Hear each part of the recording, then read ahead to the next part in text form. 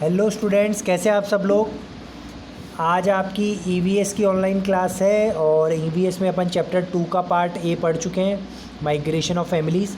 और जिसमें अपन ने कुछ कहानियाँ पढ़ी थी, अलग अलग इंसानों की, शंतु की पढ़ी थी और धीरज की पढ़ी थी। ठीक है, और आगे अपन आज चैप्टर 2 का अगला पार्ट पढ़ेंगे। ठीक है, तो अब ये कोई गोविंद राम की कहानी है, इसी चैप्टर में। तो आगे पढ़ते हैं। Govind Ram and his family lived in Janiyana village में रहते थे गोविंद राम और उसकी फैमिली। He had a small general store there, उसका छोटा सा जनरल स्टोर, यानी राशन की जो दुकान होती है ना, जहाँ पे चीनी, दाल, बिस्किट वगैरह मिलते हैं, तो उसकी दुकान थी। The earnings from the shop were only sufficient to fulfil basic needs of the family. पर कमाई कुछ ज़्यादा नहीं होती थी। अर्निंग्स मतलब कमाई सिर्फ बेसिक नीड्स, यानी जो ज़रूरत की चीज़ें, ज़रूरत की जो आवश्यकताएं होती हैं घर में, जैसे खाना पीना, वही पूरी हो पाती थी। ज़्यादा इतना कुछ कमाता नहीं था।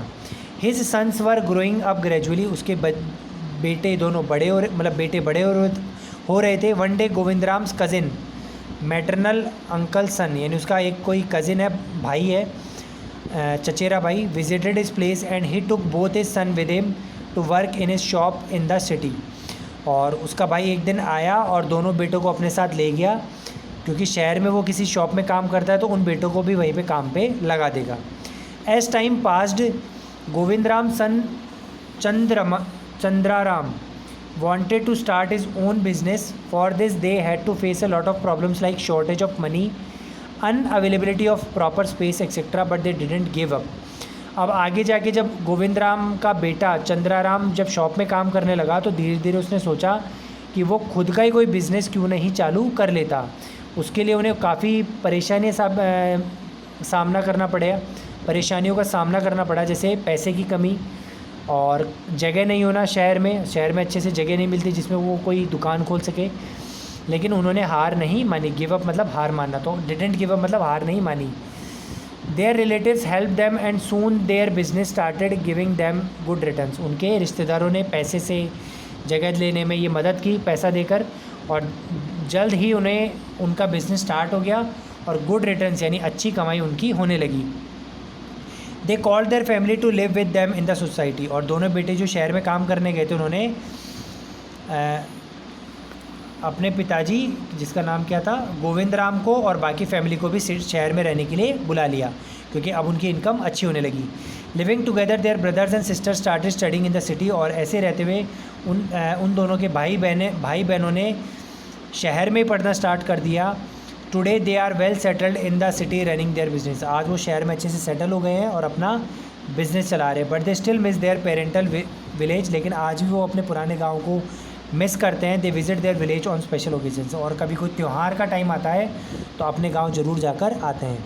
ठीक है, तो ये भी एक माइग्रेशन हो गया। जॉब की, काम की तलाश में वो शहर में आ गए, शहर में रहने लगे, क्योंकि पैसा चाहिए तो मजबूरी है, वहीं पे रहना पड़ेगा।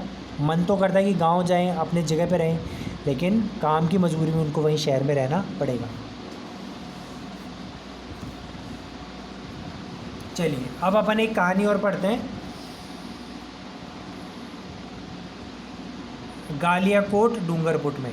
ठीक है, देयर इज़ ए क्वेश्चन, आपकी ज़्यादा कुछ काम है नहीं। There is a town named Galiyakot in Dungarpur district. Dungarpur के शहर में एक टाउन, शहर मतलब डूंगरपुर शहर में एक छोटा सा कस्बा है जिसको कहते हैं गालियाकोट।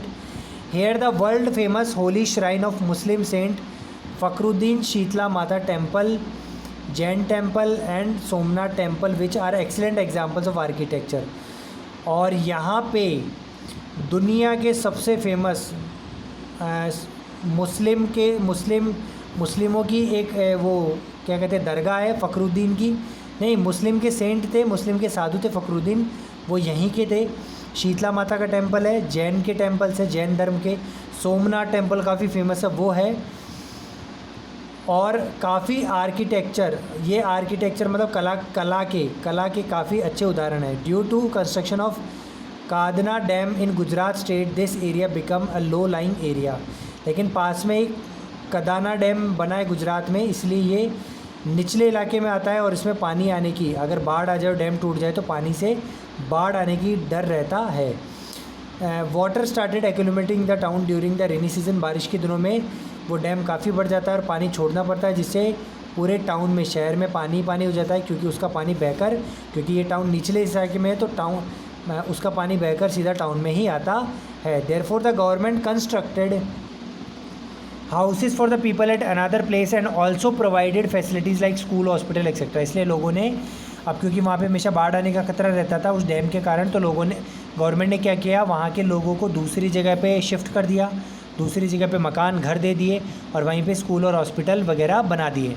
Today this place is known as rehabilitation colony, और इसको आज रिहेबिलिटेशन कॉलोनी, मतलब जो बाढ़ के कारण जो शिफ्ट हो गई वो कॉलोनी नाम दे दिया गया। But there are some people who haven't left their farms, fields and are still living there. लेकिन कई ऐसे लोग थे जिनकी बड़ी बड़ी ज़मीनें थी, तो उन्होंने सरकार का विरोध किया और नहीं आए, और आज भी वो उस जगह पे रहते हैं, उस गोलियाकोट डिस्ट्रिक्ट में रहते हैं। लेकिन उन्हें हमेशा खतरा रहता है कि कभी भी अगर बांध में बाढ़, पानी आ गया, ज़्यादा आ गया, बांध टूट गया या कुछ पट खोलने लगे तो उनके वहाँ पे बाढ़ आ जाएगी। Due to the construction of the dam the people living in that area had to leave their homes. Y?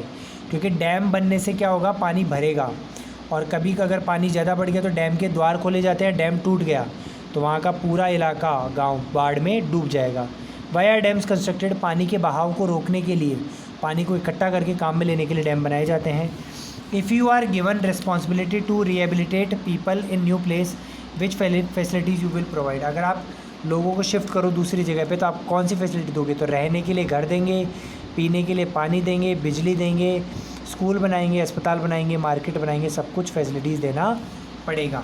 तो देखो, अगर वहाँ पे गांव में अगर बाढ़ आ जाए तो ऐसा हाल हो जाएगा, इसलिए लोगों को कहाँ जाना पड़ेगा, शहरों की तरफ पलायन करना पड़ेगा।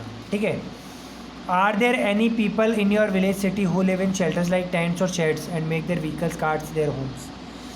कई ऐसे लोग देखे होंगे जो टेंट पे रहते हैं। तो देखो, बंजारे जो अपन देखते हैं, जो टेंट सा घर बना के रहते हैं, वो रहते ही हैं, और कई लोग गाड़ियों में रह जाते हैं। How many such people? ऐसे काफ़ी लोग हैं, और ये काम क्या करते हैं, ये छोटा मोटा कोई भी काम करते हैं। तो बच्चों, यहीं पे हमारा चैप्टर समाप्त होता है। मुझे उम्मीद है कि आपको पूरा चैप्टर समझ में आया होगा। अगली क्लास में आपको इसके क्वेश्चन आंसर्स दे देंगे। वीडियो को लाइक कीजिए, शेयर कीजिए, चैनल को सब्सक्राइब कीजिए, देखते रहिए, समझते रहिए, हम आपके साथ हैं। कोई भी प्रॉब्लम हो ग्रुप में लिखिए। तो आज के लिए इतना ही। Thank you, have a nice day.